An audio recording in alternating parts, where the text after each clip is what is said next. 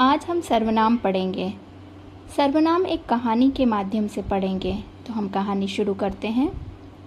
कबूतरों का एक झुंड आकाश में उड़ रहा था। कबूतरों को भूख लगी थी। अचानक कबूतरों में से एक की नज़र जंगल में बिखरे अनाज के दानों पर पड़ी। कबूतर बहुत प्रसन्न हुआ। कबूतर ने कबूतर के साथियों को अनाज के दानों के बारे में बताया।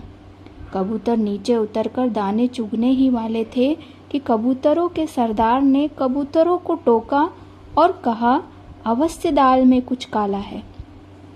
पर कबूतरों ने कबूतरों के सरदार की बात नहीं मानी। सब कबूतर शिकार के जाल में फंस गए। सरदार बोला, यदि कबूतर कबूतरों के सरदार की बात मान लेते तो कबूतरों पर यह मुसीबत न पड़ती। पर घबराओ मत, कबूतरों के सरदार की बात ध्यान से सुनो। सब एक साथ जोर लगाओ और जाल लेकर उड़ चलो। पास के एक जंगल में कबूतरों के सरदार का मित्र चूहा रहता है। चूहे के पैने दांतों से जाल काट देगा। कबूतरों ने एक साथ जोर लगाया और कबूतर जाल सहित उड़ने लगे। तो यहाँ पर हम देख रहे हैं कि बार बार कबूतर कबूतर कबूतर आ रहा है। तो यह अटपटा सा प्रतीत हो रहा है। बस एक बार परिचय कबूतर का देना है, उसके बाद उसी के स्थान पर आपको जिन शब्दों का प्रयोग करना है वे सर्वनाम कहलाते हैं। तो मैं इसी कहानी को दोबारा सही ढंग से प्रस्तुत कर रही हूँ।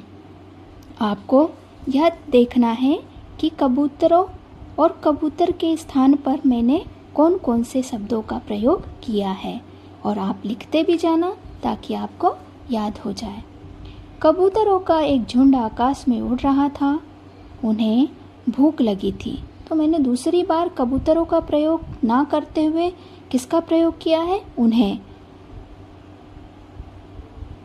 अचानक उनमें से एक की नज़र जंगल में बिखरे अनाज के दानों पर पड़ी।